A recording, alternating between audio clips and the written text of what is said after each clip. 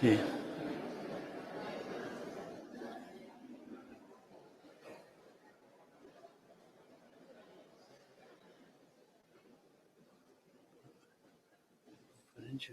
I no hi ha el títol de la conferència? No, ara, però després.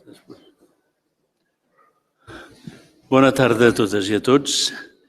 Ens disposem a encetar aquest acte d'inauguració del curs de la Fundació Joan Maragall. I comencem, com que és una institució d'Església, també demanem l'ajut del Senyor. El nostre auxili és el nom del Senyor, que ha fet el cel i la terra. Em plau, doncs, donar la benvinguda a tots i a totes i donar la paraula ja directament per anar seguint l'ordre del dia al doctor Josep Maria Carbonell. Benvolgut, senyor cardenal. Benvolgut, senyor cardenal, patrons de la Fundació, senyores i senyors. Vull començar donant-los les gràcies per la seva assistència a la sessió inaugural del curs 2015-2016 de la Fundació i expressant de manera particular el nostre agraïment al doctor Albert Soler, que dictarà la lliçó d'enguany.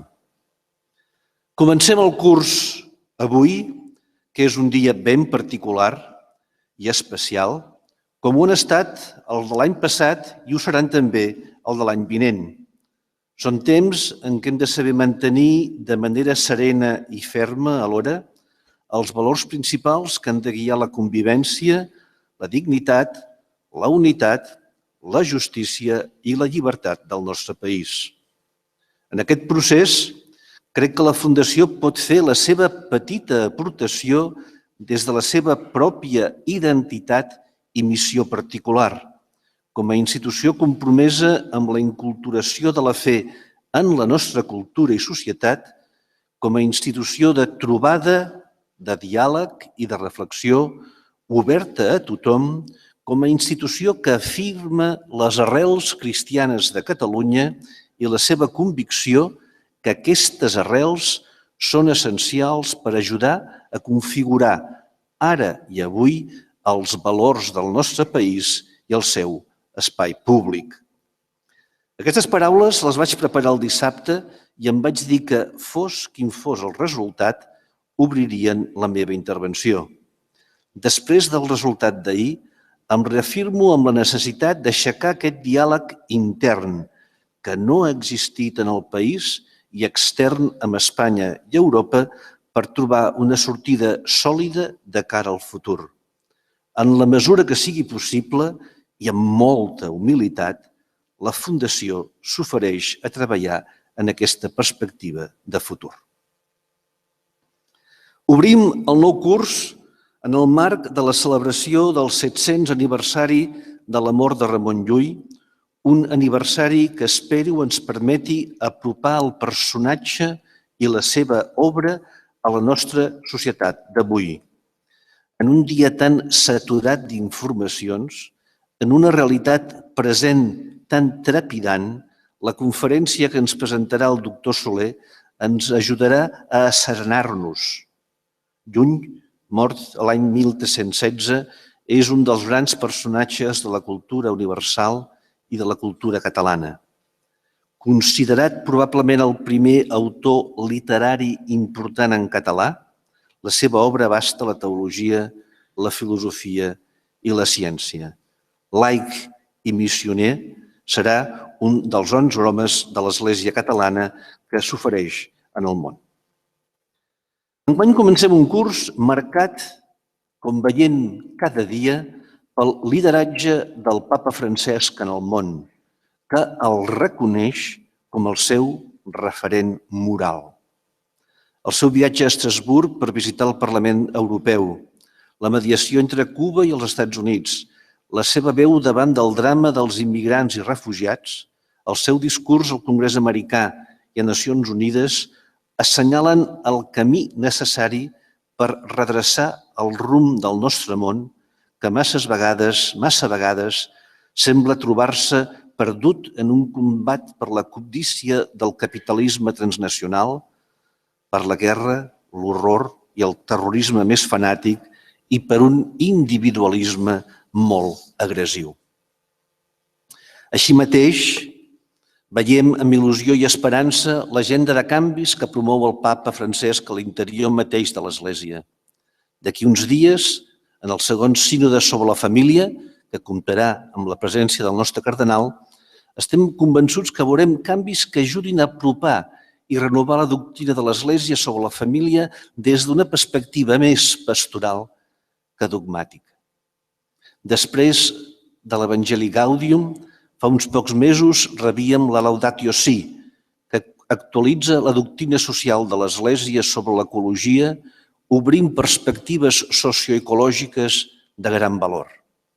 Senyor cardenal, permeti'm una cosa. Quan es trobi vostè amb el Sant Pare, animi-la a continuar empenyent aquesta nova primavera eclesial, perquè ens està fent un gran bé. I cregui'm, molts allunyats de l'Església tornen a preguntar-se si el relat de la fe pot tornar a ser important a les seves vides. Animi-lo i expliqui-li que a Barcelona hi té molts fidels il·lusionats amb els nous camins que està obrint. Com a fundació, i sempre vigilant, perquè tots sabem que costa molt construir i que és molt fàcil destruir, puc afirmar amb tota modèstia que ens trobem en un moment de consolidació després dels 26 anys de la seva Constitució. Consolidació que no hauria estat possible si no fos gràcies a les ajudes econòmiques dels seus promotors, de l'arquebisbat, del patrocini de diverses institucions i, de manera molt especial, de la DGAR de la Generalitat. Enric, moltes gràcies.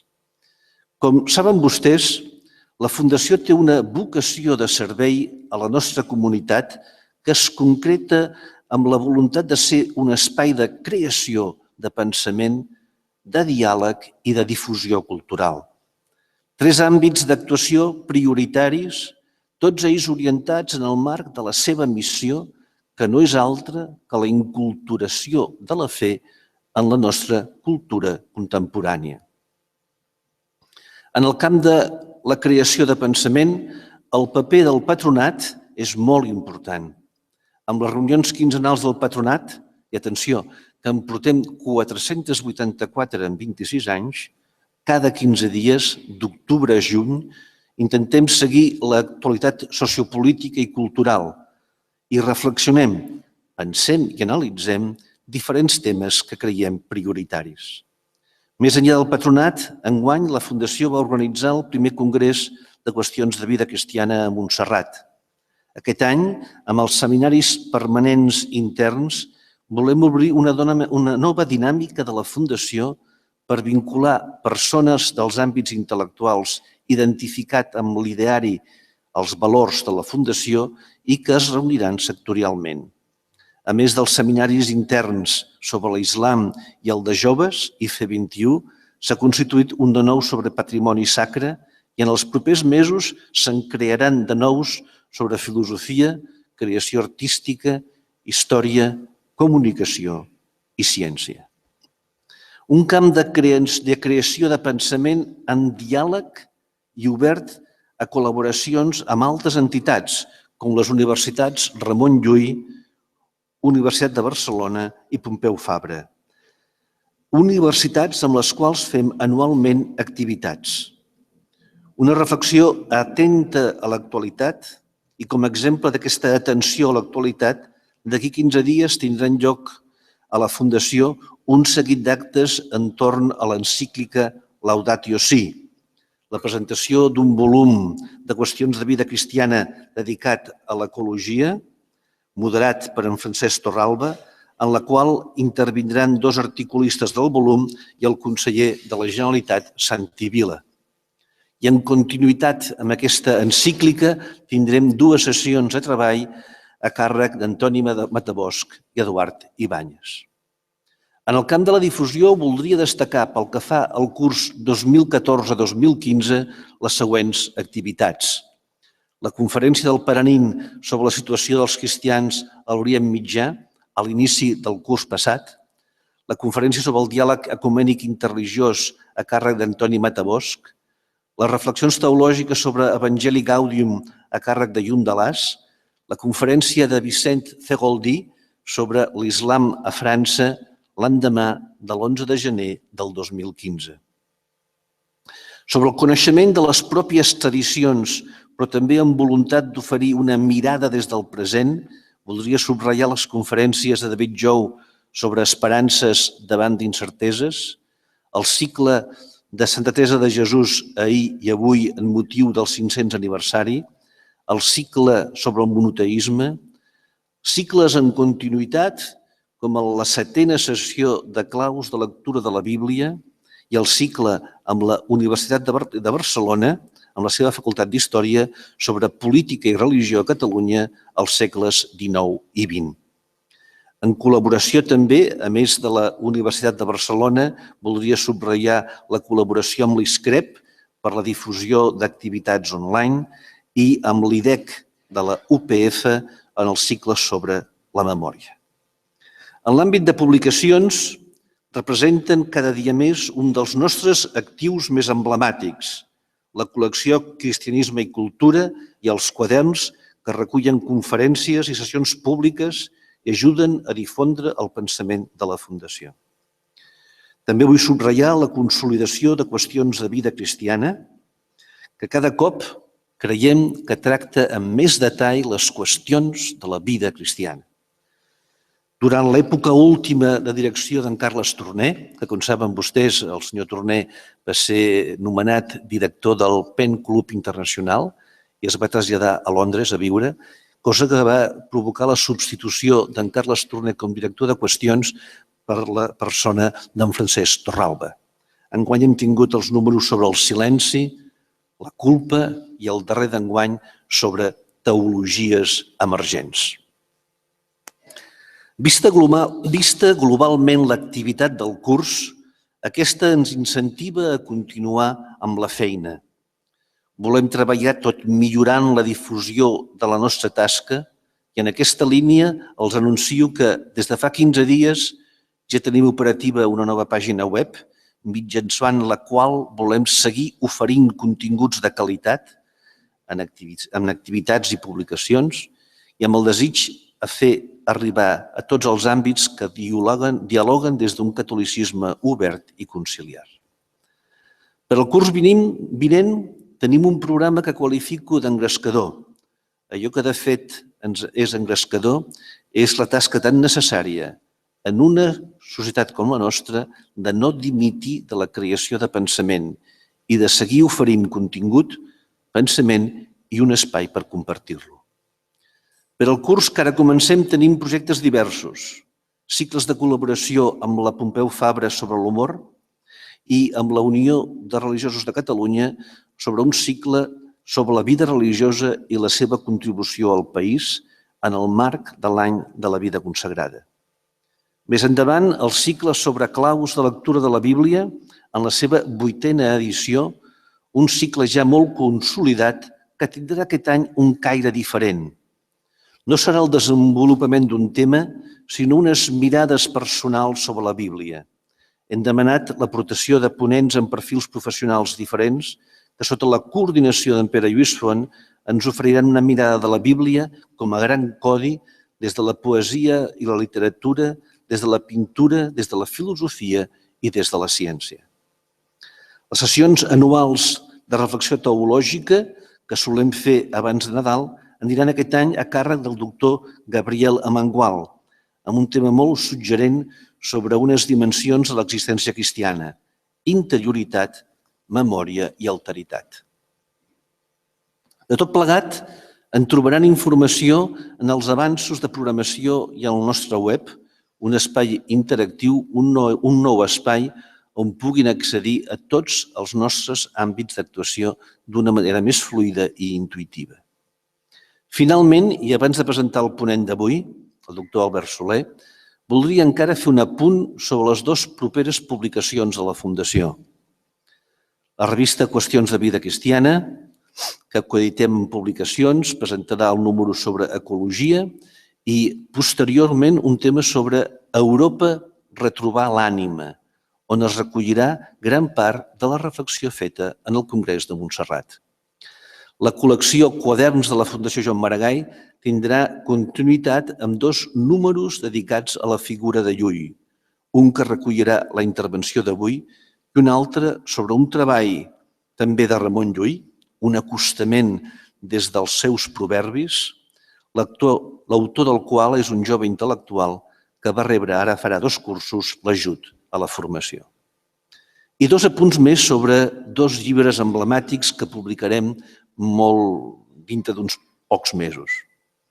Abans que no acabi l'any tindrem publicat a la col·lecció Cristianisme i Cultura un llibre del professor Gabriel Magalhães, pensador i escriptor, qui segurament vostès coneixen com a articulista de La Vanguardia. Publicarem el seu llibre que es titula Mirall de vida, una lectura quotidiana de l'Evangeli, una reflexió pausada, en clau poètica, alhora espiritual i de contingut cultural. Un testimoniatge de la seva fe en diàleg amb el món que de ben segur interpel·larà el lector. I a començaments d'any, un altre llibre que ens fa un goig molt especial d'incloure en el nostre catàleg. Cristianisme i modernitat per una inculturació moderna del cristianisme, de Pere Lluís Font, el nostre vicepresident, el professor, l'amic que tant ens enriqueix en els nostres debats interns i que vostès coneixen com a coordinador de nombrosos dels nostres cicles. Creiem que el gruix de les nostres publicacions reforcen la nostra visibilitat pública i ens impulsen a seguir en la voluntat de crear pensament i de difondre'l. Fins aquí la memòria sintètica del curs passat i la presentació d'alguns projectes per enguany. Ara voldria presentar el nostre conferenciant d'avui. El doctor Albert Soler és doctor en Filologia Catalana per la Universitat de Barcelona, Premi Extraordinari de Doctorat. Professor de Literatura Catalana Medieval. S'ha especialitzat en la literatura catalana del segle XIII, sobretot en Ramon Llull i Arnau de Vilanova. És autor de les edicions crítiques del llibre de l'Orde de Cavalleria, del llibre Amic i Amat i dels romans d'Ebast i Blanquerna, de Ramon Llull, i de l'obra Literatura Catalana Medieval, un recorregut multimèdia pels grans autors i els seus textos. Ha publicat articles especialitzats a revistes com Caplletra, Llengua i Literatura, Estudi Medieval i Estudi Lul·liano Traditio. Ha participat en diversos projectes de recerca dirigits per Lola Badia i Anthony Bonner. És membre del Consell de Redacció de la revista Estudia Lul·liana des de 1994. És membre de la comissió editora del Patronat Ramon Llull des de 1998 i director de la mateixa des de 2008. Com veuen, el seu currículum ens mostra que avui és la persona per fer aquesta presentació de la figura de Ramon Llull. Moltes gràcies.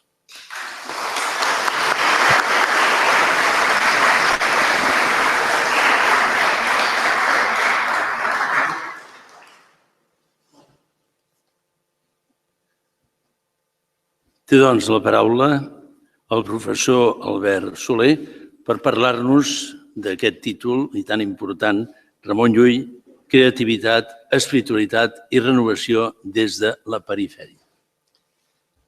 Senyor cardenal, senyor president de la Fundació Joan Maragall, amics i amigues, gràcies per ser aquí aquest vespre. Ramon Llull és un personatge complex i polièdric.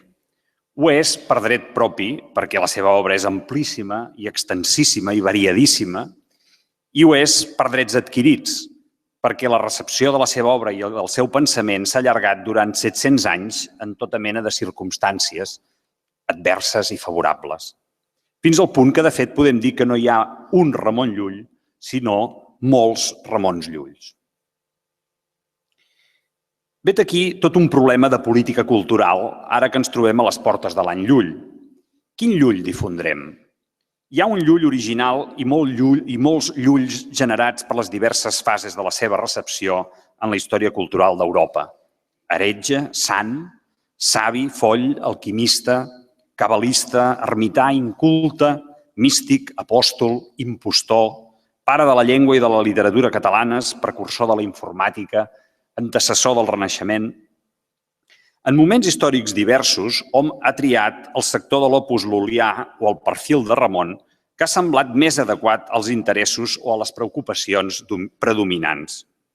La posteritat de Llull ha estat selectiva dins del conjunt tan variat i complex de l'opus del Beat, que tracta temes tan diferents com són els fonaments del dret i de la medicina, l'ontologia, la lògica o les tècniques de la contemplació.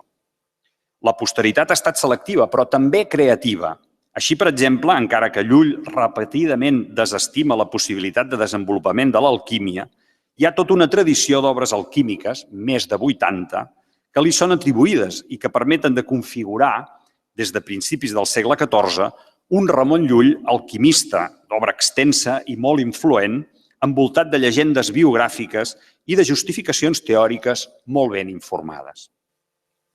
El Ramon Llull alquimista és un altre Ramon Llull, però no és l'únic altre Ramon Llull. Així, encara que ell no va conrear personalment la càbala hebrea als segles XVI i XVII, era considerat una de les autoritats d'aquesta disciplina. També hi ha un Ramon Llull militant de l'immaculisme, encara que en menor escala. Si llegim les obres de l'inquisidor Nicolau Aimeric a finals del segle XIV, apareixerà un Ramon Llull heretge que vulnera dotzenes de preceptes del dogma gràcies a les manipulacions malintencionades a què sotmet les seves obres. El segle XX també ha estat creatiu a l'hora de produir altres Ramon Llull. Vegeu, si no, la insistent funció simbòlica nacional que modernament se li ha atorgat com a iniciador de la tradició literària catalana i com a pare del català literari, que és del tot aliena a la cultura del segle XIII en què ell va viure. No ens ha de passar per alt que les nostres reflexions actuals sobre Llull, que les nostres activitats divulgatives, però fins i tot que les nostres recerques més acadèmiques i el punt de vista que hi projectem, no se situen fora del temps i de l'espai, sinó que tenen també una dimensió històrica que les condiciona. També nosaltres, inevitablement, optem per uns aspectes o per altres de tot aquest patrimoni cultural. En ressaltem uns més que uns altres o en fem una determinada interpretació en funció del temps que ens ha tocat viure, dels nostres interessos o els dels nostres conciutadans. Així doncs, a punt d'iniciar l'any Llull i els actes i les activitats que emmarcaran la celebració del 7è centenari de la seva mort, és convenient que fem unes determinades opcions ben meditades. Penso, esclar, en una institució com la que avui ens convoca. En paraules del seu president, que més o menys és el que ara mateix estava explicant en la introducció, des de bon principi, i crec que ens hem mantingut fidels a les opcions fundacionals, hem volgut que la Fundació Joan Maragall fos un espai de creació de pensament, que té la voluntat de cercar un pensament cristià propi, lliure, fidel, creïble i significatiu dins de la nostra cultura. La Fundació Joan Maragall, en quins aspectes de la vida, l'obra i el pensament de Ramon Llull s'hauria de fixar i hauria d'insistir a difondre? És a dir, quins d'aquests aspectes de la seva figura polièdrica són significatius per promoure allò que són, com ha explicat en Josep Maria Carbonell, que són objectius principals de la Fundació, una inculturació actual de la fe cristiana o promoure espais de debat entre pensament cristià i cultura laica. En aquests moments, penso que és adequat remarcar 3 aspectes de Ramon Llull que al mateix temps ens ajuden a entendre'l i que ens acosten als propòsits de la Fundació. La primera seria la condició de laic autodidacta. La segona, la seva situació perifèrica en el món eclesial i intel·lectual. I la tercera, la seva creativitat astoradora que l'impulsa a vestir un marc conceptual i simbòlic nou i transcultural, com explicaré tot seguit. La iconografia tradicional que representa Llull, especialment la que li dona culte a Mallorca, assimila Ramon a un frare. Ho podem veure en aquesta escultura que és tot just al passeig de Mallorca, és molt coneguda perquè dona la benvinguda a qualsevol persona que entra al centre històric de Mallorca. D'Horacio de Guia, és una escultura dels anys 60. Malgrat que la gent corrent també fa una persona consagrada, en realitat, Llull estava casat amb una dama anomenada Blanca Picany i tenia almenys 2 fills, Magdalena i Domingo. Sigui com sigui, no tenim cap prova que mai arribés a ingressar en cap ordre religiós ni tan sols que arribés a ser terciari franciscà. Llull s'autoqualifica com a laic en una obra tardana, el Fantasticus, escrita pocs anys abans de la seva mort, el 1311, on diu explícitament «Ego qui sum laicus». En termes ideals, a l'edat mitjana, un clergue era algú que havia rebut ordes menors o majors i que per això havia iniciat uns estudis acadèmics que li havien procurat una formació intel·lectual sòlida i, òbviament, en llatí. Per contra, un laic era algú que no havia estat ordenat, cosa que li privava de l'accés al saber reglat dels clergues. Quan Llull fa ostentació de la seva condició de laic, ho fa amb un orgull evident, com a afirmació d'una posició intel·lectual i espiritual que comparteix amb altres laics, que demostren també inquietuds per accedir al saber. Així, per exemple, en el Liber Descensu Intellectu hi llegim «Alguns homes seglars anhelen formar-se en les ciències i com que no dominen el vocabulari que els és propi i no han nodrit l'intel·lecte en la seva adquisició, quan volen accedir-hi els és molt difícil i costós. Per això, pensant en aquests, fem aquest llibre d'acord amb la nostra art general. En aquesta obra posem els mots propis de les ciències i hi ensenyem la manera d'utilitzar l'intel·lecte per baixar a les coses inferiors i per ascendir a les superiors. I al llibre de contemplació hi llegim la següent afirmació, feta des del punt de vista d'algú que té responsabilitats de tipus civil. Diu, a vos, Senyor Deus, fas oblació de mi mateix, he de ma muller, he de mos enfants, he de totes quantes coses jo posseesc. La qüestió problemàtica era tanmateix que un laic s'atorgués l'autoritat per fer coses que eren pròpies d'un clergue. Escriure sobre teologia o filosofia, ensenyar, predicar. Llull tot això ho fa perquè forma part d'un corrent vigorós que empeny els laics a adquirir més protagonisme i més autonomia en la seva vida espiritual. Anhelaven una vida més d'acord amb els principis evangèlics i aquest desig d'emancipació espiritual els portava també a adquirir coneixements que fins llavors havien estat reservats als clergues i, en conseqüència, a iniciar un procés d'emancipació intel·lectual. Parlant amb rigor, doncs, Llull l'hem de considerar un laic i, com a tal, demostra tenir una consciència aguda de la seva identitat, de ser algú que no ha seguit estudis eclesiàstics i que, com a conseqüència, té unes mancances en la seva formació. Per exemple, en el llibre d'Experientia Realitatis Artis Generalis diu «Reconec que jo, Ramon, soc illetrat, és a dir, no tinc instrucció. I tanmateix, mitjançant l'art general, he fet molts llibres, molts més de 100, sempre amb l'ajuda de la gràcia de Déu. Vet aquí la paradoxa. Un laic illetrat és autor d'una obra enorme. Quina és la clau? La clau és el sistema que ha desenvolupat pel seu compte, l'art. Un sistema que ell pretén que ha estat una revelació divina. Després de la seva conversió, ens diu la vida de Mestre Ramon, una autobiografia, una explicació que ell va fer de la seva pròpia vida a uns monjos cartoixans de París, que el primer problema que se li va plantejar va ser precisament la manca de formació. No saber llatí i no saber àrab, la llengua dels musulmans als quals volia adreçar-se. La primera idea de Ramon va ser, com és lògic, adquirir una sòlida formació acadèmica, és a dir, anar a la universitat. I no qualsevol, sinó a la de París, el centre més excel·lent de la cristiandat en teologia i en filosofia. Va decidir consultar els seus propòsits a l'intel·lectual viu més eminent que havia donat al país, frare Ramon de Penyafort, que havia estat general dels dominicans, jurista de gran renom, compilador del Codi de Decretals, confessor de reis i de papes. La vida de Mestre Ramon ho explica així. Però els seus parents i amics, i sobretot frare Ramon de l'Orde dels Predicadors, que en altre temps havia compilat les decretals del senyor Gregori IX, amb les seves persuasions i consells l'en dissuadiren i el feren tornar a la seva ciutat de Mallorca. La notícia d'aquesta entrevista que ens dona el text és molt escarida, com veieu, però entre línies endevinem fàcilment el sentit del consell de fra Ramon de Penyafort. Ell tenia uns 80 anys, una enorme rellevància eclesiàstica i civil i molta experiència. I al davant hi tenia un home molt més jove que no ell, però ja madur, d'uns 30 anys, casat i emmainadat, que li explicava els seus plans, que eren ni més ni menys deixar-ho tot, anar a París, emprendre uns estudis a la millor universitat de la cristiandat, que li havien de permetre escriure el millor llibre que s'hagués escrit mai, un llibre que faria que els infidels es convertissin a la fe cristiana. Uns estudis que durarien, en el millor dels casos, si venen de teologia, uns 15 anys. Dissuadir-lo i fer-lo tornar a Mallorca era una qüestió de sentit comú. Durant 9 anys, diu la seva autobiografia, Ramon es dedicà pel seu compte a l'estudi del llatí i de l'àrab i de les dues cultures escolars que hi estaven associades. Sens dubte, encara que no puguem precisar gaire ni on, ni què, ni com, en aquest període Llull va adquirir coneixements teològics, filosòfics, mèdics, jurídics, que li havien de servir de base per al desenvolupament de la seva obra posterior.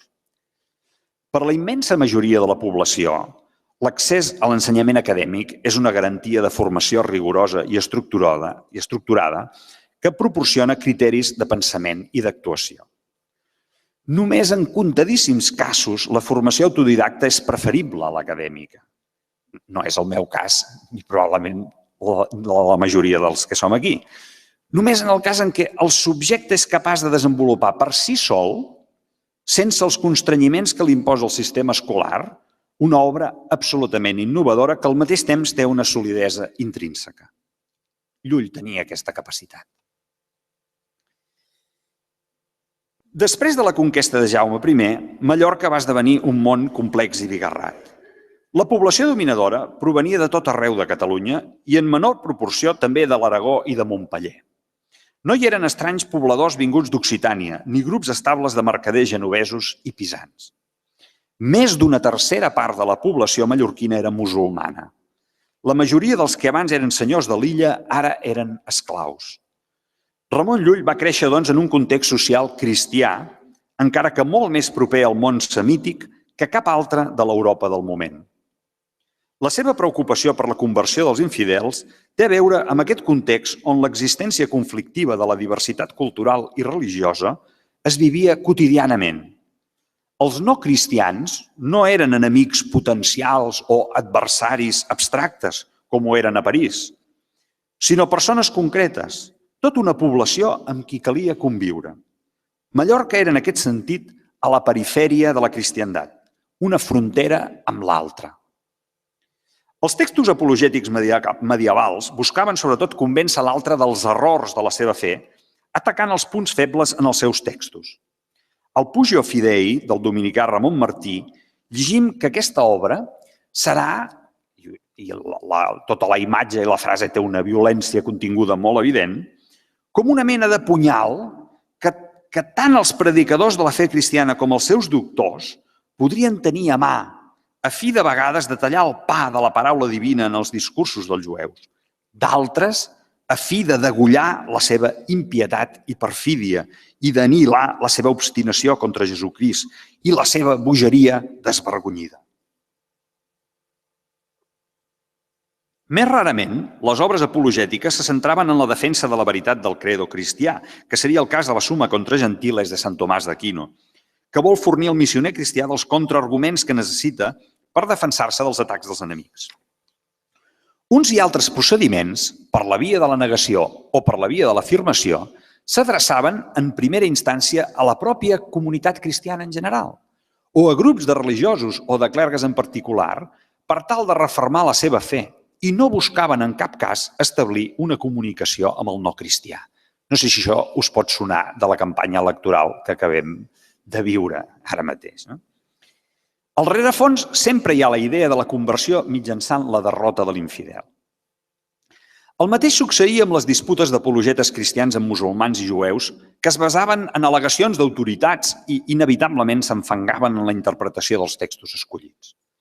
També en aquest cas es tractava de discussions hermenèutiques que s'adreçaven més que l'altra a la pròpia comunitat textual. Ramon, però, vol prescindir d'autoritats en la disputa amb els infidels. És a dir, vol prescindir dels textos sagrats i, per tant, també de la Bíblia, i utilitzar només raons necessàries en les seves argumentacions. En aquesta actitud tan insòlita hi hem de veure una voluntat d'aconseguir una comunicació real amb l'infidel, d'anar més enllà del diàleg de sorts al voltant de les interpretacions de textos sagrats. A la disputació de 5 savis I podem llegir: «E car ninguna autoritat vera no pot ésser contra raó necessària, per çò no curam tractar en aquest tractat d'autoritats, com si açò que autoritats pus que homes pondren diverses maneres e haver d'elles diverses opinions, per les quals se multipliquen paraules e esdevé l'enteniment en confusió». I els proverbis de Ramon rebla el clau amb la coneguda sentència: disputar per autoritats no ha repòs. Es tracta, en primer lloc, que l'encontre amb qui s'ha de disputar tingui una dimensió mínima de cordialitat.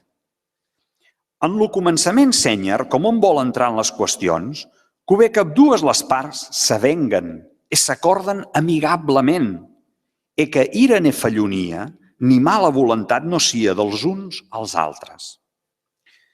Ramon parteix de la idea que els infidels homes són així com nos i de nostra natura. I també de la responsabilitat que qualsevol cristià té de procurar la salvació de les ànimes d'aquestes persones que són com ell. Al Blanquerna podem llegir aquesta emocionant pregària pels infidels que un monjo fa a la Mare de Déu. Ave Maria, aquests infaels per qui jo et salut han ignorància de la tua salut i de l'honrament que Déu t'ha donat. Home en són, semblant natura i figura han del teu fill, que tu tant ames i per qui tant és temada i honrada. En foc perdurable van per ignorància. La glòria perdurable de ton fill perden, cor no és qui els preïc ni qui els demostra veritat de la santa fe catòlica. Boques han ab que et sabrien lloar si et coneixien. Cor han ab que et podrien amar. Mans han ab que et podrien servir. Peus han ab que podrien anar per les tues carreres. Per tant, un veritable diàleg persuasiu que busqui la conversió de l'altre no pot consistir ni en un atac ni en una defensa aferrissada, sinó que ha de començar amb un coneixement directe de la seva realitat lingüística, religiosa i cultural. Això és precisament el que fa Llull. Escriu i parla en àrab. Adopta fonts islàmiques.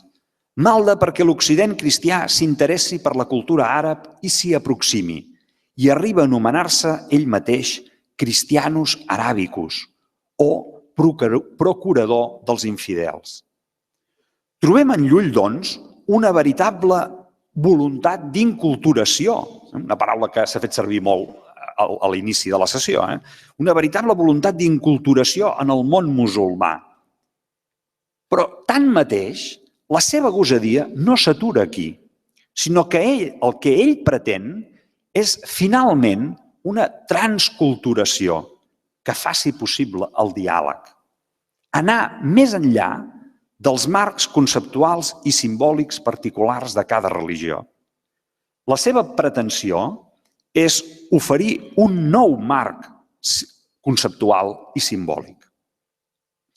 A les qüestions atrebatenses, el seu deixeble Tomàs Le Messier li pregunta per què en l'art no es troben qüestions sobre la Trinitat ni l'encarnació. I Llull li contesta ni més ni menys que això. L'art és general a tothom, cristians, sarraïns, jueus i fins i tot pagans. I no seria general a tothom si hi hagués referències explícites a la fe cristiana. L'art és, per tant, la recerca d'un terreny comú i d'uns fonaments neutrals des del punt de vista religiós. El fet que el judaïsme, el cristianisme i l'islam siguin religions monoteistes i també que la seva ciència i la seva filosofia medievals derivin de les de l'antiguitat grega proporcionaven un acord en el fet que el Déu únic havia de tenir una sèrie d'atributs igualment acceptables: bonesa, grandesa, poder, eternitat, etc. Ramon vivia en una perifèria geogràfica i social, a la qual va afegir la seva condició de laic autodidacta, que era una altra mena de perifèria, eclesial i intel·lectual. Llull va fer front als desafiaments que li plantejava la perifèria geogràfica i social amb els seus propis mitjans, descobrint nous procediments materials i intel·lectuals per cada una de les tasques que emprenia. És cert que va rebre ajudes materials puntuals dels poders polítics i eclesials del seu temps, però també ho és que mai va estar al servei exclusiu d'una cort o d'un orde religiós. Aquesta doble condició perifèrica de Ramon ajuda a entendre la singularitat del seu projecte apostòlic.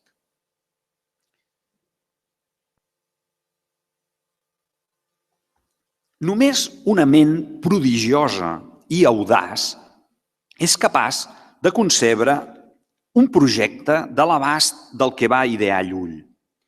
Probablement, però, encara és més excepcional desplegar aquest projecte amb l'amplitud, l'ambició i l'exhaustivitat amb què Ramon ho va fer.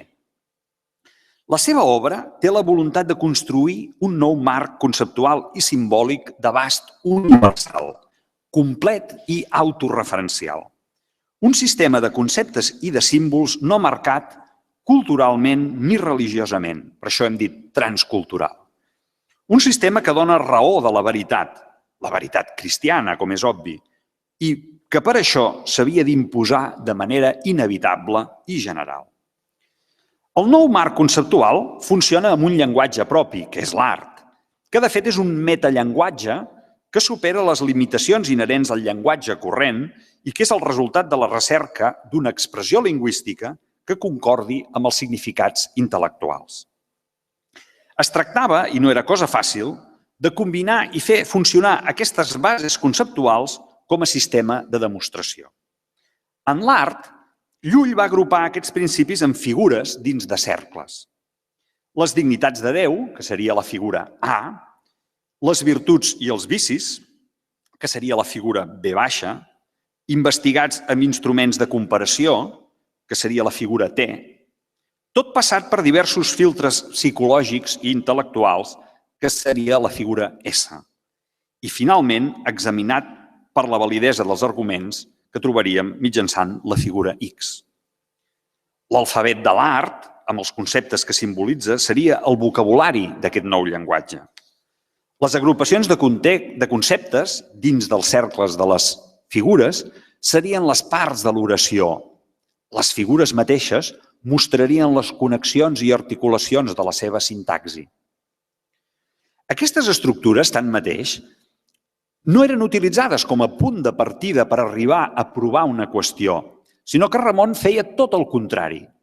Prenia la qüestió a solucionar com a hipòtesi a verificar i emprava tots aquests mecanismes per veure si se sostenia o no. La tasca de provar un article de fe, posem per cas, no consistia a afirmar que aquest era conseqüència d'una raó o causa anterior, sinó simplement perquè, partint de l'article de fe com a hipòtesi i comparant-lo amb diverses combinacions de conceptes preses dintre d'aquestes estructures, s'arribava al resultat que les conclusions que hom en podia derivar eren acceptables o bé les que es derivaven de la seva negació eren inacceptables. L'ús d'aquests recursos diagramàtics en moltes de les seves obres, especialment les que estan vinculades a l'art, comporten que l'obra no arriba a la plena existència sense la participació del lector. Les figures de l'art no són en cap sentit una il·lustració del discurs, ni fan una plasmació visual ni simbòlica de cap realitat. Dit d'una altra manera, les figures de l'art no són esquemes, al contrari, són un instrument combinatori que el lector ha d'utilitzar per generar arguments científics o contemplatius. El que Llull espera del lector és una implicació activa en l'art, és a dir, que faci funcionar per ell mateix unes figures que expressen la connectivitat essencial del sistema, de manera que desenvolupi processos dinàmics i participi de l'acte de trobar, d'invenire, que diríem en llatí, de trobar preguntes i formular respostes, demostracions noves, sempre noves. Les aplicacions de l'art a la ciència que Llull va desenvolupar són múltiples i variades. Les disciplines afectades per les modificacions que comporta la lul·liana donen lloc a tota una sèrie d'obres que porten l'adjectiu nou o nova al títol. Nova astronomia, novus tractatus d'astronomia, liber de geometria nova et compendiosa, liber novus physicorum et compendiosus, i també tenim en el món de les lletres i la filosofia una retòrica nova o fins i tot una lògica nova. Abans he dit nova astronomia i noves tractatus d'astronomia és el mateix títol. El sistema que va idear Ramon era qualsevol cosa menys un procediment còmode i semimecànic per a ments mandroses. Això ja s'intueix del tot el que he dit, oi? Necessàriament, l'usuari de l'art s'hi havia d'implicar, perquè es veia constret a aprendre a formular i a contestar preguntes per ell mateix i, per tant, a desaprendre les solucions que hom ja li havia donat prefabricades. Llull pretén sempre sacsejar les consciències i interpel·lar els seus lectors, treure'ls de les actituds religioses rutinàries, perquè cada fidel és responsable d'entendre, estimar i recordar Déu amb totes les seves forces per ell mateix. La varietat astoradora de formes expressives sempre innovadores que trobem en l'opus lul·lià s'explica d'una banda per la voluntat d'oferir productes diversos, adaptats a les diverses capacitats dels lectors, que així poden anar progressant en l'exercici de les mateixes.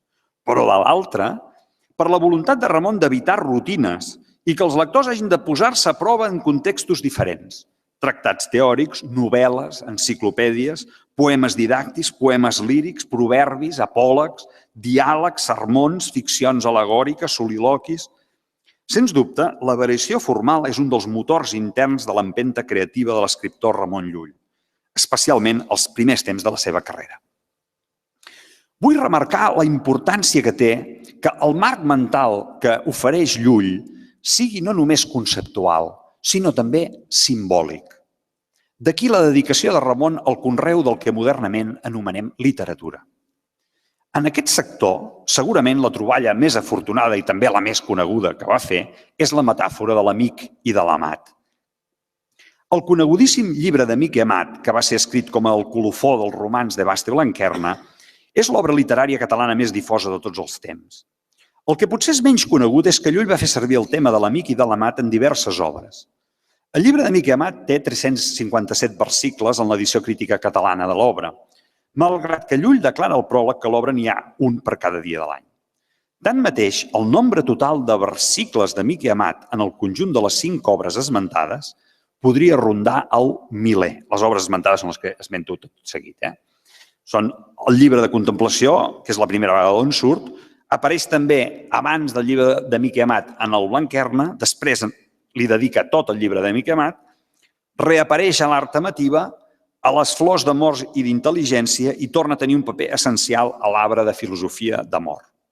És, doncs, un tema de gran rendiment.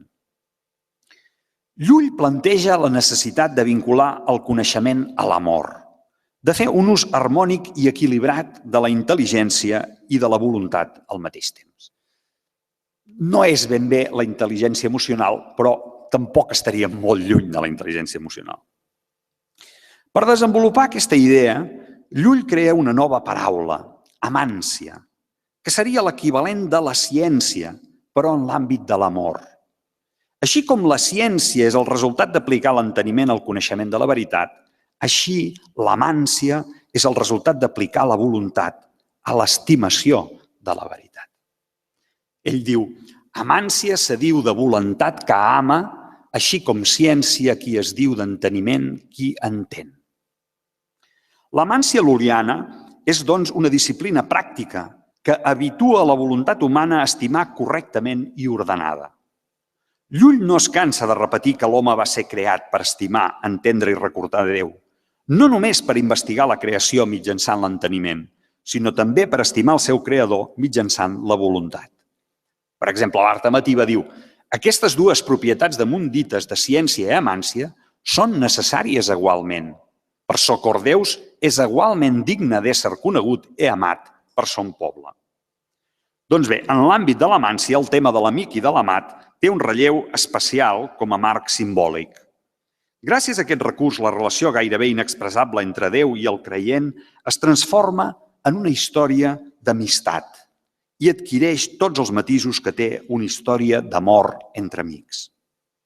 La simplicitat i l'efectivitat de l'esquema proposat en fa una troballa afortunadíssima, una aportació valuosa a l'espiritualitat que Llull explota amb encert.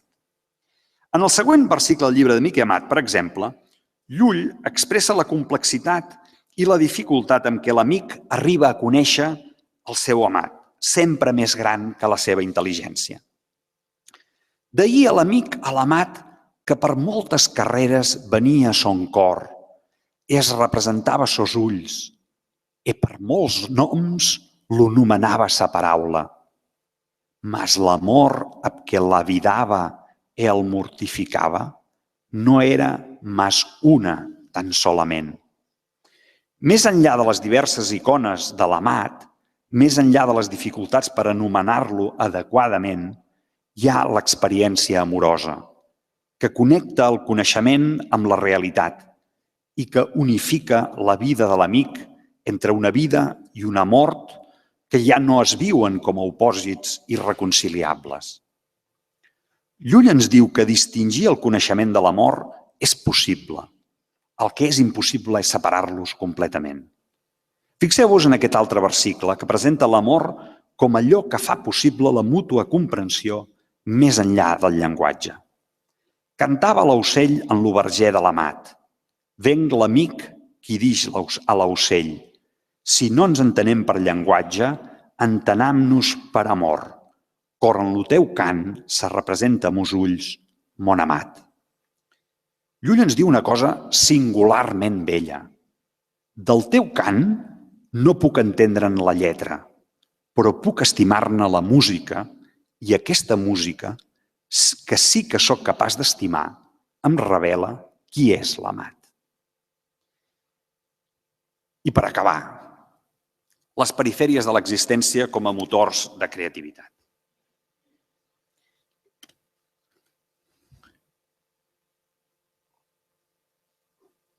Ramon Llull és un personatge que demostra ser capaç d'una infinita creativitat tot al llarg de la seva vida, tant en el domini de la fe com en el de la cultura.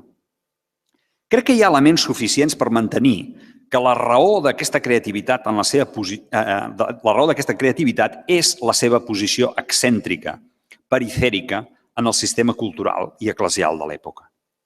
Segons la vida de Mestre Ramon, el seu primer impuls va ser anar cap al centre, a París, a la Facultat de Teologia.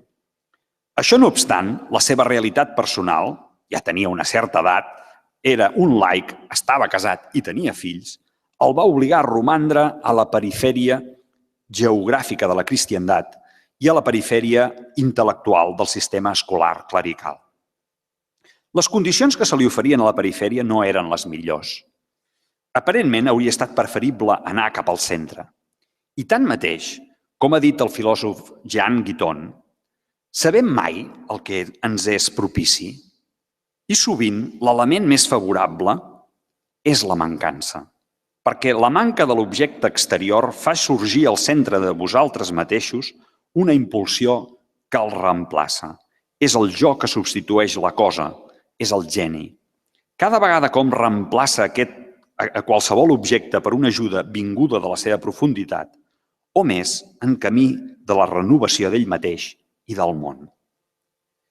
D'altra banda, és coneguda la voluntat de Llull d'anar físicament a les fronteres de la cristiandat, d'aquí els seus viatges al Magreb i al Pròxim Orient. Però també intel·lectualment, d'aquí la seva voluntat de tenir en compte en el seu pensament no només la tradició cristiana, sinó també l'islam i el judaïsme. És per això que la seva filosofia ha estat feliçment descrita com a filosofia fronterera pels germans Carreras Artau. Em crida l'atenció que el papa Francesc, ell que és un home vingut des de molt lluny al Caput Mundi, a Roma, hagi reflexionat sobre la idea de la perifèria. Tots som invitats a acceptar aquesta crida, sortir de la pròpia comoditat i atrevir-se a arribar a totes les perifèries que necessiten la llum de l'Evangeli, diu l'Evangelium Gaudium. Però també a l'entrevista que li van fer a la Civiltà Catòlica, cal no emportar-se la frontera a casa, sinó viure en frontera i ser audaços. Domesticar les fronteres significa limitar-se a parlar des d'una posició de llunyania, tancar-se als laboratoris, que són coses útils, però la reflexió, per a nosaltres, ha de partir de l'experiència. Fixeu-vos, el centre, la casa, el laboratori, són l'espai de la comoditat i de la seguretat personal i mental. Francesc, en canvi, parla del risc, de l'audàcia, de l'experiència sense lenitius. A tot arreu hi ha una perifèria i un centre. personal, cultural, professional, acadèmic, eclesial. Quines són les nostres perifèries personals? Quines les nostres perifèries institucionals? Viure confortablement en el centre, en la casa, en el laboratori, acaba convertint el benestar, el propi benestar, en un ídol. Haver d'abandonar el benestar és el que va espantar el jove ric de la proposta que Jesús li feia. Deixar de viure autocentrat i anar a les perifèries de l'existència, que és on ell mateix es troba. Reflexionar sobre els nostres estils cognitius, personals i institucionals, pot ajudar-nos a entendre on tenim els nostres centres de confort i on les nostres perifèries plenes de risc. Vivim còmodament instal·lats en el nostre propi centre quan, apunto idees, no és res sistemàtic, més que dir quines són les perifèries, penso que ens pot ajudar a identificar-les, pensar com percebem la realitat. Doncs diria que vivim còmodament instal·lats en el nostre propi centre quan preferim les rutines als descobriments, preferim les coses previsibles a les imprevisibles, quan preferim compartimentar, aïllar i separar en comptes d'unificar, sintetitzar i contextualitzar, quan preferim confirmar les nostres assumpcions més que no pas anar més enllà, quan preferim distanciar-nos de l'objecte d'estudi més que no pas integrar-lo a la nostra vida, quan preferim la seguretat del coneixement a la incertesa de la paradoxa, o quan preferim l'abstracció a la realitat concreta.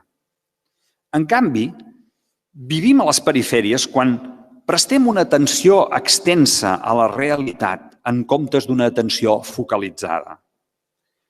Quan experimentem la realitat com un flux, com una xarxa d'interdependències que forma de manera incessant un tot, una realitat amb la qual estem profundament connectats. Quan la nostra receptivitat s'ha alliberat de prejudicis i de precomprensions. Quan sabem acollir la novetat essencial que hi ha en cada realitat, per molt quotidiana que sembli. Quan tolerem l'ambigüitat i l'ambivalència de la realitat i superem la necessitat de fixar la veritat. Per cert, que aquest últim punt també té una aplicació pràctica després dels resultats d'ahir. L'estil cognitiu cèntric, i he de reconèixer que això és una invenció que no té cap sanció acadèmica, això d'estil cognitiu cèntric, és més eficient en situacions de rutina. Proporciona una visió de la realitat estàtica, nítida i formada com una agregació de parts distintes. Llavors, tot i que l'estil cognitiu que defineixo es desplega amb esforç, la realitat resulta abstracta i aleshores predictible i d'aquesta manera és encara més fàcilment manipulable i controlable. Aquest estil cognitiu és necessari i convenient en moltes ocasions, no puc dir el contrari. El problema és que aquest estil cognitiu predomina de forma gairebé exclusiva en el món modern i també en les nostres institucions acadèmiques i potser fins i tot eclesials. L'estil cognitiu perifèric, en canvi, és més flexible i integrador i, sobretot, més creatiu. És més eficient a l'hora d'aprendre, tolera la incertesa i per això no és tan dicotòmic. Afavoreix la resolució de problemes de manera intuïtiva i, per tant, de forma més innovadora i més relaxada. Ramon Llull va combinar tots dos estils cognitius, sens dubte, però la seva situació personal perifèrica va obligar-lo a desenvolupar, i molt, un estil cognitiu perifèric. La meva tesi és que la seva creativitat il·limitada té la seva explicació en aquest fet. Acabo amb unes paraules del papa Francesc, també de l'Evangelium Gaudium. Jesucrist també pot trencar els esquemes avorrits en els quals pretenem tancar-lo i ens sorprèn amb la seva constant creativitat divina.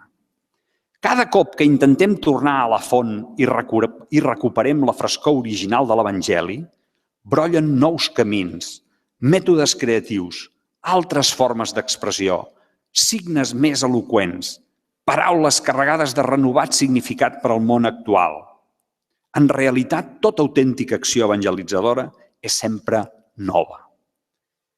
Penso que aquestes paraules del papa poden aplicar-se amb tota justícia a Ramon Llull. Quina altra cosa va fer sinó obrir nous camins, desenvolupar mètodes creatius, generar altres formes d'expressió, forjar signes més eloqüents i encunyar paraules carregades de renovat significat per al món? I no seria Llull i la seva obra un estímul per a la realitat política, cultural i eclesial que vivim? Jo no en tinc cap dubte. Moltes gràcies.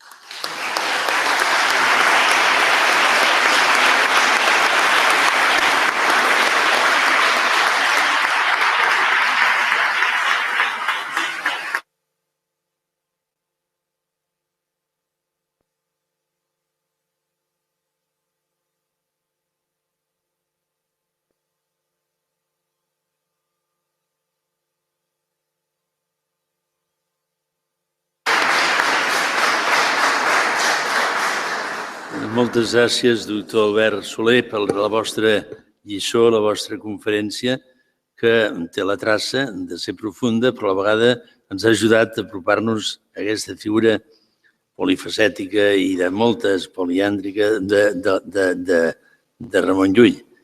Sembla difícil de conèixer Ramon Llull, però les vostres paraules em sembla que ens l'han fet molt proper. I no solament proper a nosaltres, sinó que, de totes maneres, es va avançar el nostre temps en molts altres aspectes, però també en aquesta jornada electoral, com heu posat en relleu. Dit això, em sembla que ara hi ha una concessió per part del president. És un dels objectius de la Fundació Joan Maragall promoure vocacions de persones joves que tinguin capacitat i vulguin treballar en el camp del diàleg entre la fe i qualsevol dels àmbits de la cultura. Es tracta de suscitar i promoure futurs intel·lectuals cristians sensibles a les relacions entre la pròpia disciplina, tant en el camp de les ciències de la naturalesa com el de les ciències humanes, i el cristianisme, fent veure les repercussions religioses i les implicacions humanístiques, ètiques o polítiques del tema estudiat. En aquesta 15a convocatòria es va acordar de concedir l'ajut a Lorena Duque, la qual, sota la direcció de la professora Elisa Valero Baños, treballarà el projecte La llum en l'espai litúrgic de l'arquitectura contemporània. El seguiment per part de la Fundació anirà a càrrec del doctor Ignasi Boada.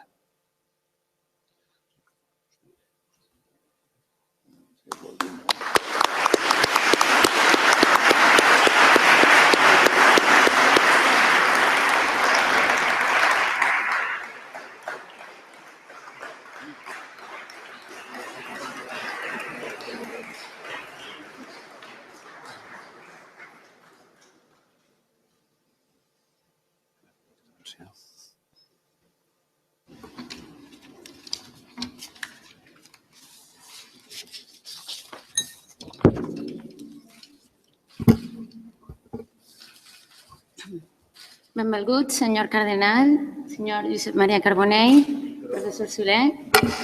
Així? Bé. La identitat de l'edifici de culte cristià és un dels problemes més delicats que ha d'afrontar l'arquitectura religiosa occidental. El començament d'aquest nou mil·lenni ens convida a una reflexió més seriosa i profunda sobre els fonaments de l'edifici eclesial. L'objectiu d'aquesta recerca és obrir... Sí? Gràcies. L'objectiu d'aquesta recerca és obrir noves perspectives per a la construcció de les esglésies del nou mil·lenni en un clima de diàleg interdisciplinari i d'obertura cap a un llenguatge contemporani, sense que impliqui la renúncia al seu caràcter mistagògic, irrevocable en un edifici d'aquesta mena. Com a argument central de la tesi s'ha triat l'estudi de la llum en l'arquitectura religiosa contemporània, ja que aquesta conforma un vincle cabdal entre l'espai litúrgic i el ritu que en ell se celebra. La litúrgia de l'Església Catòlica proporciona els arguments fonamentals per conformar l'espai que alberga. En aquest sentit, la llum és un dels elements protagonistes que l'arquitecte ha de conèixer i gestionar, tant en el seu significat teològic com en el seu caràcter constructiu, perquè les esglésies responguin a la seva missió de manera òptima. La llum és un important vincle entre l'arquitectura contemporània i el sentit simbòlic de l'espai litúrgic. La incidència de la llum en l'espai és manifestació de la presència de Déu entre els homes. En aquest sentit, la llum és la matèria de la qual es serveix l'arquitecte per ordenar l'espai i assenyalar els recorreguts responent al seu significat simbòlic. El propòsit d'aquesta recerca és abordar els aspectes arquitectònics en els quals es tradueixen les relacions entre el sentit teològic de la llum i l'espai on se celebra la litúrgia, per fer amb l'arquitectura visible allò que és invisible. Per aconseguir aquesta meta és necessari iniciar l'estudi de les fonts de la teologia litúrgica i mistagògica de l'edifici eclesial, que permeten identificar els trets particulars que conformen la seva identitat. Això es permetrà definir l'espai litúrgic des d'una perspectiva contemporània. Una vegada establertes les bases ontològiques de l'acció litúrgica i de les seves implicacions espacials, tindrem els instruments necessaris per fer un estudi crític de l'arquitectura contemporània i de l'ús que aquestes han fet de la llum. Aquest estudi ens permetrà fer una avaluació més objectiva de les fortaleses, amenaces, oportunitats i febleses de la situació actual de l'arquitectura sacra. Sols després es passarà a definir les propietats qualitatives i quantitatives de la llum per a l'espai litúrgic, per oferir una aportació significativa a l'arquitectura litúrgica contemporània per la via simbòlica de la llum. Aquesta recerca es planteja amb la finalitat de ser un instrument útil de treball per als arquitectes amb l'encàrrec de projectar les esglésies del futur. El fet d'assentar bé les bases permetrà a l'arquitecte contemporani plasmar amb total llibertat creativa i llenguatge contemporani les realitats d'origen i sentit propis de la identitat de l'edifici eclesial. El coneixement de les realitats que envolta l'espai litúrgic i el mestratge amb la qual l'arquitectura contemporània fa ús de la llum promet finalitzar amb aquest quasi 200 anys d'inèrcia i experimentació, per finalment donar com a resultat edificis dignes, bells, carregats de significat, plasmant un llenguatge totalment actual i per això accessible a tots, una arquitectura actual i verdaderament cristiana. La meva màxima aspiració és formar part de la recentment creada Comissió de l'Arquitectura i l'Art Litúrgic de la Congregació per al Culte Diví a Roma. Es tracta d'un equip d'especialistes altament qualificats que col·labora amb les comissions diocesanes encarregades de valorar els projectes de les noves esglésies al món sencer. Per això, queda encara un llarg camí per recórrer. Coincideixo amb la meva directora de tesis que l'arquitectura no és disciplina per nostàlgics, sinó per rebels. Una rebel·lia que es tradueix en estudi, autocrítica constructiva i formació. Aconseguir aquesta meta serà una vegada més un assoliment compartit gràcies al diàleg entre la fe cristiana i la cultura que promou la Fundació Maragall. Moltes gràcies.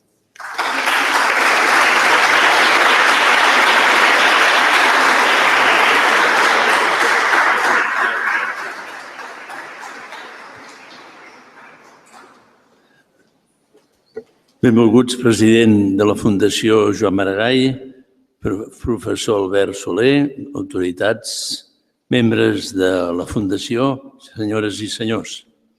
Inaugurem en joia un curs més de la nostra estimada Fundació Joan Maragall, fundació canònica, iniciada i creada per l'estimat cardenal Jovany, pel diàleg entre fe i cultura a casa nostra. Tots som conscients que aquesta finalitat, relacions en diàleg, fe i cultura, era molt important i molt necessari en aquells anys posteriors al Concili Vaticà II. I és una qüestió molt actual també avui en el nostre temps. En definitiva, es tracta de la realització de la missió de l'Església, fundada per Jesucrist per evangelitzar. A la línia de l'estimat papa Francesc, en el seu document programàtic La joia de l'Evangeli, Evangelii Gaudium, que demana a l'Església sortir, anar a les perifèries existencials, no sempre geogràfiques, sinó també culturals. Cal sortir i anar a trobar, estar amb els altres, dialogar amb els factors de cultura o de cultures per oferir la riquesa de l'Evangeli, per oferir Jesucrist. Avui hem escoltat una magnífica lliçó inaugural a càrrec del professor Albert Soler, sobre un gran personatge. Un gran personatge que enguany celebrem el 7è centenari. És el beat en Ramon Llull, mallorquí, arrelat en la nostra ciutat de Barcelona. El nostre personatge realitzà en el seu temps el diàleg intercultural, un diàleg entre cristianisme, judaïsme i islamisme, però que era no solament una persona contemplativa, sinó que també era una persona activa, les dues coses a la vegada. Era polifacètic, com s'ha posat molt ben relleu, era un gran treballador intel·lectual, amb 250 obres, em sembla, escrites per ell.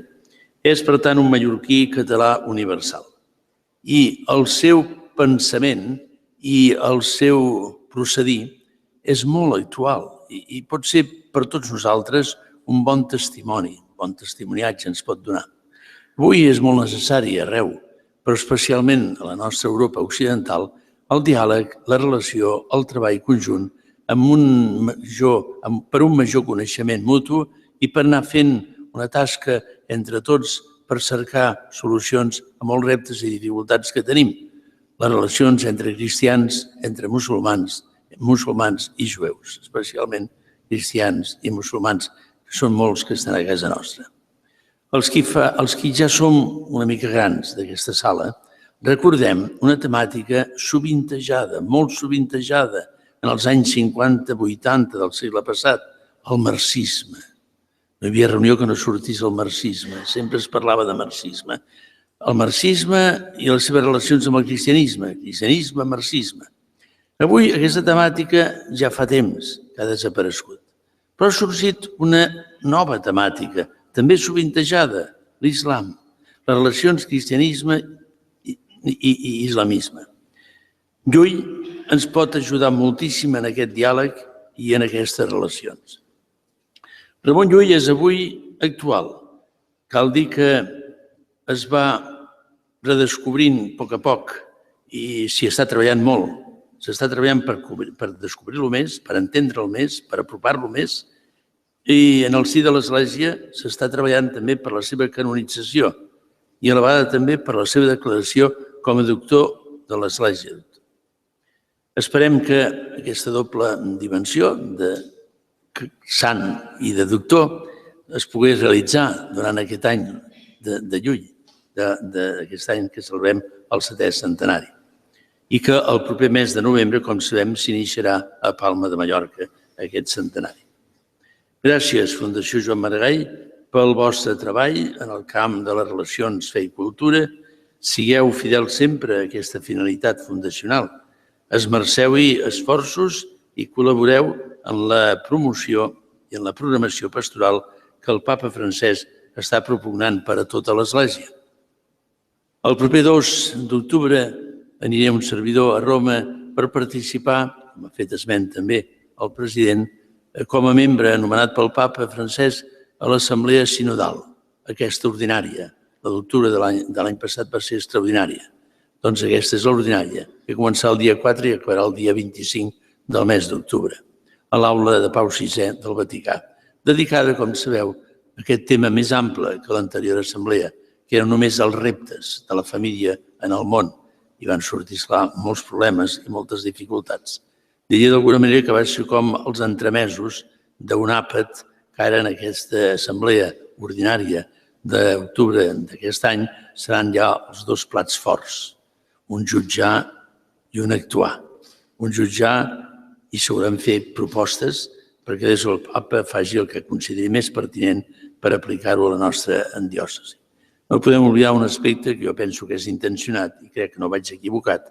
Així ens ho vaig indicar en un article que no fa pas massa vaig escriure a l'Observatori Romano, que relacionant o parlant de l'Instrumentum Laboris d'aquest sínode, vaig fer un desig, vaig exposar un desig i vaig indicar que segurament, possiblement, probablement, segurament, el papa Francesc ha ofert a l'Església i ha proposat a tota l'Església un any sant extraordinari sobre la misericòrdia que comença el dia 8 de desembre, poc després del 25 d'octubre, que acaba aquest sínode.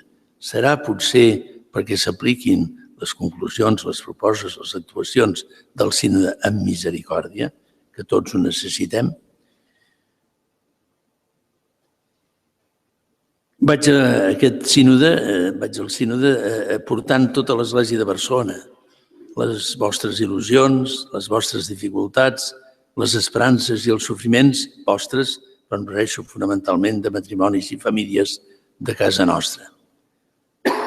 I també els desitjos i les peticions que m'han fet, com avui també se m'han fet.